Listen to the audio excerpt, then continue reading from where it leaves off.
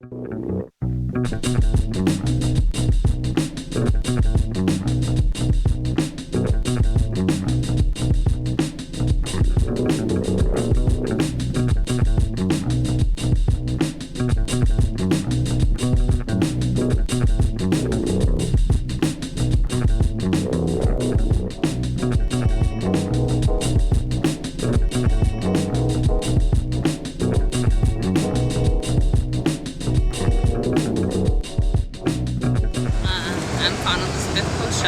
use they pronouns. I'm First Nation Soto. My dad is from the Key First Nations, and I am the auntie of Chi Nations Youth Council and one of the founders of the First Nations Card. My name is Gabby. I use they them pronouns, and I am a program steward with Young Cultural Stewards, Small as All, and Art Seed programs. I'm also a collective member of Freedom Fighter Herbs and a land steward, broccoli, crafter, maker, person.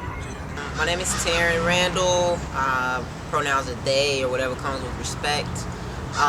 Here at Libations to the Ancestors Community Garden that is stewarded by Getting Grown Collective. That is an organization that I started with my family in 2017, but I also work with Grow Greater Inglewood, Little Village Environmental Justice Organization, and started a worker-owned cooperative called Earthseed Native Landscaping and Edible Gardens. Hi, my name is B. Rodriguez. At this point, I'm using any and all pronouns. I am a teaching artist and culture steward with Young Cultural Stewards. Outside of that, I'm a land steward, organizer, seakeeper, agitator, abolitionist, anarchist, and lover of the land. My name is Moses Williams. I use they, them, and he series interchangeably. And my role is Executive Director of Stein Learning Gardens at St. Sabina, which is where we are. My name is Dulce Margarita Morales. My pronouns are she, her, ella. I am co-founder of Cedillo's Fresh Produce. We've been here for 8 years. I help my husband run this farm. My name is Viviana Moreno. My pronouns are she, her, they, them, ella, ella in Spanish.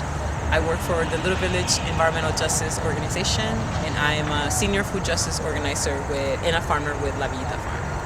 So my name is Sergio Ruiz. Pronouns are he, him. And I work with El Vejo, Little Village Environmental Justice Organization. And our role here, for the most part, we're part of the food justice campaign. So we get to coordinate with like more than 70 family members that plant here. My name is Stefan Hamer. I use he, they pronouns, all pronouns with respect. I am an urban farmer. I am a yogi. I am a caretaker of the land and the people. I manage gardens with Grow Greater Inglewood, and I too also have my own urban homestead in the making that has been developed by my family and my ancestors. I am on a mission to continue to uplift the work of my ancestors through land sovereignty, food justice, and just overall care. So what does land stewardship mean to you, and how do you practice it in your daily life?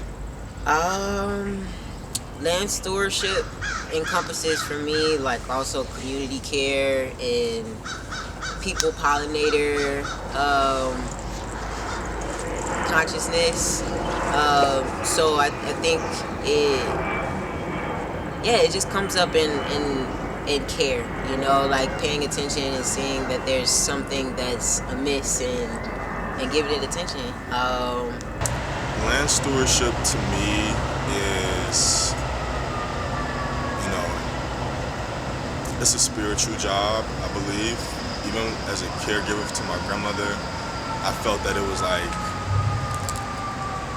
alignment in regards to merging the past, the present, and the future. And I think that the land is a great representation of that. We have trees that are far older than I am here on the land that are our ancestors. Like, the land is a living, breathing ancestor, and something that I adopted around the passing of my grandmother is that we are all ancestors in the making, and just that in itself helps me, it grounds me in regards to care,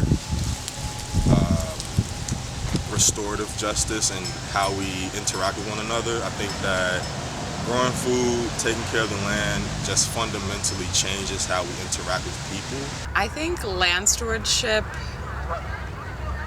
right now, the way that I'm thinking about it, is very much like centered in care work. I think when I was first thinking about it, it was very much about like farming, and that is a form of land stewardship, and there is reciprocity in that process sometimes, depending on who the farmers are.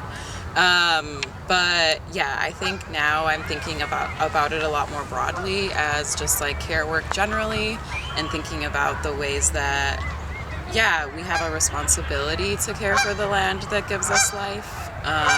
We have to focus on the insects first, and to make sure that like they have a healthy ecosystem, and that starts with the soil. So during our first year, we did a lot of planting of tobacco and sunflowers. We still plant tobacco and sunflowers because we know that helps to remediate some of the soil. And then we also thought about what was already here and how we wanted to reestablish. So right behind me, you'll see a lot of Canadian goldenrod. And so that was one of the only native plants here on site when we got here. And especially in this area that we're standing in, it was a lot of thistle, wild parsnip, and other invasives that the goldenrod was just like handling its own. So we decided to start building up plant communities around the plants that were already here, which was really just the Canadian goldenrod and some common milkweed. And so these so-called aggressive native plants became part of our inspiration to like, how do we become an aggressive native community to ensure that like we're reclaiming spaces and land management practices in our ancestral territories or in our settlement community of Chicago. So I've been like practicing a lot of patience and like a lot of trust when it comes to simply like allowing the seed to hold a dream, you know, about like liberation and sovereignty. We don't have, like I said, we don't have access to a lot of corn or a lot of space to grow foods that are important to us. But in the attempts to move towards that, like, yeah, we became patient through the growing seasons. We have to trust the seed. We have to trust the soil, the weather. And a lot of it is out of our control sometimes, you know, because we can't really control the weather, you know, we can only kind of like adapt to it. And especially now that things continue to shift, I'm really interested in taking care of seeds that shift with the growing seasons. But that can... I think I would say La Vita Farm, where we are now. I think that we are a drop in the bucket. We are a grain of sand in this general ocean of environmental justice that has happened in Little Village. We are part of the continuation of resistance. We are not the first ones to be on this land to resist and try to defend it. We're probably not going to be the last ones. I hope we're not the last ones. Where we are standing now used to be a site of harm for over 70 years. It used to be a former asphalt company, and then it was turned into a gigantic parking lot where a lot of semi-trucks used to park here. Community had no access to the land. There were no plants to root the soil, so the soil would disperse into people's homes, and with them they would bring all this contaminated sediment to people's homes. And all of that fight took over 15 years of like grandmothers and children and young people really fighting to get this place cleaned up. Part of that fight also envisioned this farm eventually. And so it's wild to think that saying the words out loud, we deserve a park, we deserve open spaces, felt really radical then, and now it's a reality. Juan is third generation farmer, so he learned most of his skills from his father and grandfather in Mexico City. He was tired of working in construction. It wasn't something that was fulfilling him as a human. He just missed the land. He saw a class for Windy City Harvest apprenticeship, and he took that he graduated in 2010. So it's been a long way. And then in 2016, we started here with only the little plot that we see right here. We also took a space at Legends, which is also part of Windy City Harvest. So we started with that, and then year 2 we took 2 of the plots that are here, and year 3 we just took over the farm. We grew everything that could grow in the Midwest. Collard greens, kale, Swiss chard, eggplants, zucchinis, cucumbers. We have our very own patch of strawberries, a lot of tomatoes, peppers, celery, a lot of herbs. We co-founded Farmers Market in Little Village to make sure that everything that is growing here goes for our community, goes to our community. We also are part of Plan Chicago Farmers Market, and everything that you see here has to do with community. The whole project is really inspired by Gwendolyn Book's poem on Paul Robeson, and specifically the quote, "We are each other's harvest, we are each other's business, we are each other's magnitude and bond." Yes. So can you talk a little bit about what that means for you and how you practice that in your life? The founding of First Nations Garden actually started with my nephew. So when he was going from middle school into high school, he was thinking about the way in which he was leaving a lot of his friends, entering into a high school that we lived right in the middle between his elementary school and his new high school. But realizing he didn't have a lot of his friends, and realizing a lot of his friends were actually being pushed out of our local community. So for him, when he needed to ground himself, whether he was dealing with racism or, being bullied for having long hair as a man, he would go for walks and identify native plants, and that would ground him and make him feel not alone within his local community. So he wanted that experience for his friends, because growing up in a household with me and his other auntie, and our family in general, we always talked about how the land keeps us connected, and so he felt if people had a connection to land, it would be harder for people to remove them from it. Something that I'm just thinking about and very just much leaning into is thinking about the cycles of land and the transitions, and I think specifically how related life and death are, and how in our society we don't really we are constantly stopping cycles, especially cycles of death, but there's always something that comes after that, and I think that I'm just thinking about how much we can learn from witnessing that really in its full spectrum. I think that's a very beautiful way of saying that we are each other's responsibility. Before I got into urban ag, I was a resource coordinator on the west side. I was coaching soccer, teaching poetry, and doing that work showed me how important a village is, and that it's not just the school's responsibility or the family's responsibility. We are each other's responsibility, and we all have a role in that village to lift each other up. We're standing on a block where my family migrated in the 50s and didn't have much, but they had community. They built community, and that community that they built, what was that, 60-something years ago, it's still felt on this block. And I feel like this work is a result of that. This lot that we're standing on is one of my aunts, so it's all a reflection of how we are each other's harvest. So everything you see here is basically, we could say my husband and I are running the farm, but it's my husband, myself, our ancestors, and all of our friends that are coming together here.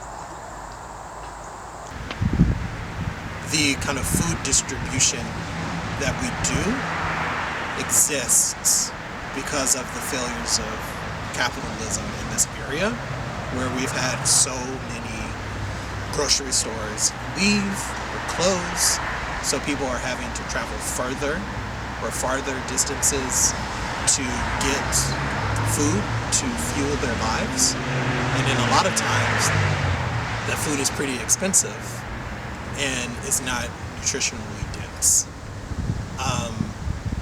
And we're filling a gap that exists because the businesses that would serve them, the corporations that would serve them, don't feel they have the requisite income to sustain their businesses. And for most sectors of life, it doesn't feel good, but that is like an okay premise to work on. But when you're talking about like providing people's basic needs, like food, that is not an acceptable premise, because there will always be a reason to close a grocery store in this area if the starting point is this branch, is this chain, is this franchise economically viable to sustain us being here? And I feel like the answer when you're dealing with disenfranchised, impoverished folks, like, you can find your way to know. So like being like each other's business in this particular case was, let's give you the food that you need to live, and hopefully it has the requisite nutrition where you can implement the lifestyle changes that you need to manage. Just like the garden, just like starting off with like its history, how it first came to be, that the neighbors, they were the ones that protested for this space. And I think ever since then, that's kind of been like our narrative, where we're all just kind of like one together here. So all the harvest that we have and like the community that we build here, we all just feel like we tie in together. So that's kind of how, we're each other's business, as you said before. When I started working at El Waeoh, I started working as a coordinator for Semillas de Justicia Community Garden. And one of my first exposures to land work was a seeding project that we had with some of the señoras, or some of the women, the immigrant women, and in the garden. And so it was my first time really planting a seed in an intentional way. And I remember planting these flower seeds, zinnias specifically, and I put them in the ground, and I poured a ton of water on them. And the señoras, the women, stopped me, and they were like, "You have to be gentle with them. The level of how you deal with the seeds is proportionate to the size of the seeds. So the smaller the seeds, the gentler you need to be with them." And I think I always go back to that story. I always tell this story because I feel like that was the catalyst for me eventually wanting to become a farmer and a land steward.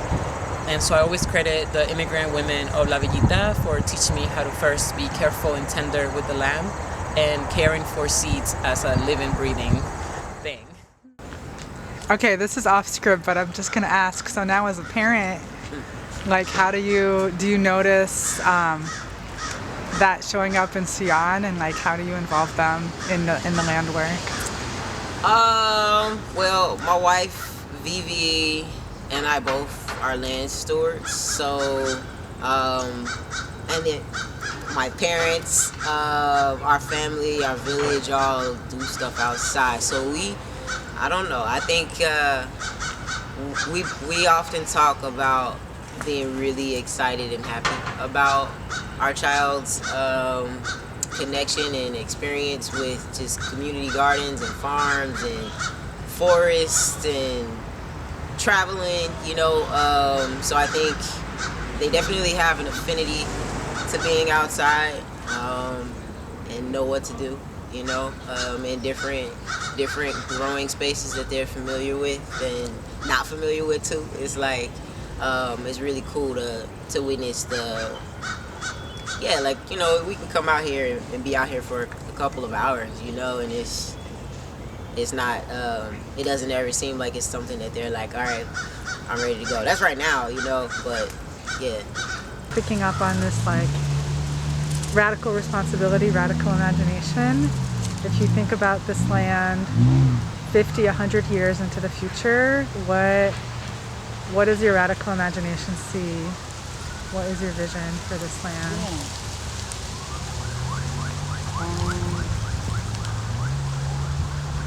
I feel like in 50 to 100 years, like what I imagine this land can be, specifically let's say talking about Marquette Park, is the things that like my other friends also imagine with me and talk to me about, which is a space where we don't get policed by just simply hanging out here, a place where people can come and get food and have access to food, a place that is cared for and nourished by people, and by the people that come and play and share space here.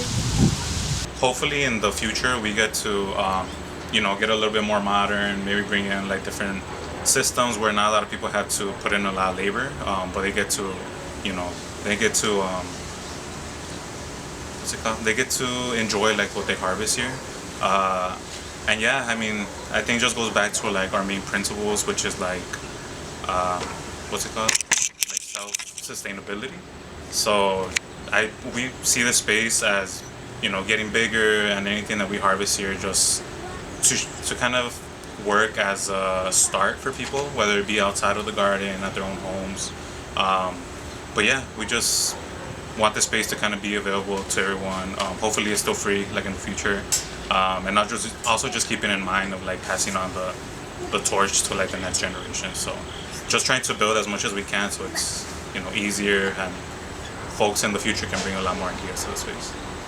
Right now we're thinking of how do we transform this prairie to sustain itself and develop into a woodlands area within the next 100 years based on the original landscape of Chicago and what should be here where we're situated by the river system. So I envisioned this little spot that we steward. I envisioned this space to be a demonstration farm with bilingual programming for youth, for adults, for children, and for elders. There aren't many places in Chicago where you can get urban agricultural training in Spanish. And I pictured this space as a place where people can come and either tap into something they already knew and remember it, or learn something new. I pictured this place with farm animals, with goats and chickens and bees, and providing a lot of necessary food for the community. Long term, 50, 100 years from now, I would love for this space to be a developed community homestead where folks can come and learn homesteading practices that they can take into their own lives. I want to see this as a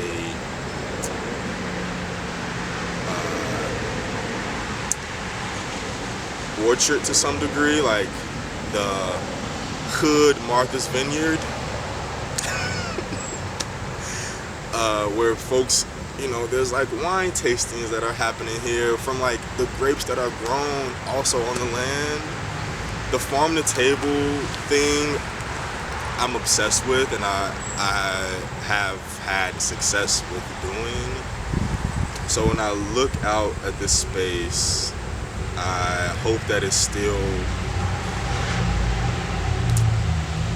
has the spirit of my grandmother, my great grandmother. My spirit as well, 50 to 100 years, God's willing. That it doesn't lose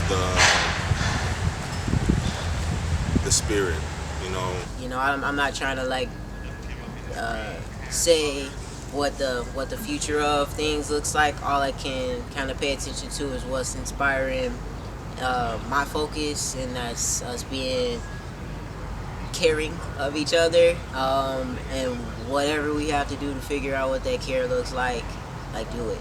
So we have solar here, that's power, that's powering this refrigerator that provides electricity, so that if there's a need for off-grid power, and hopefully we can figure out water in that conversation too. That's what we'll try to do. But that's right now, and like all I know is that like my child is witnessing that, the young people that are around here are witnessing that, and whatever they are inspired to do from that exposure, go forth, because I know like my parents, like they exposed me to things, but we were not growing food. My mom was really into flowers, so this is an expression of her love here at the front of libations to the ancestors, and also homage to the women that she learned flowers from. Those geese over there, like that's like a very, very 1960s 70s garden aesthetic, so it's here in representation of those mamas. But like I know they were passing out food on the block. My uncle was a Black Panther, and they would bring food and distribute it. But getting to the place of like we know how to grow in urban settings like really well, which is not something that our ancestors came here with, and so now we know how to do so safely. And now it's up to the babies to figure out what the next step is and how to do it. Yeah, that's the best as I can answer that. Like it's kind of like thinking of how 60, 70 years has manifested on me. Thank you so much.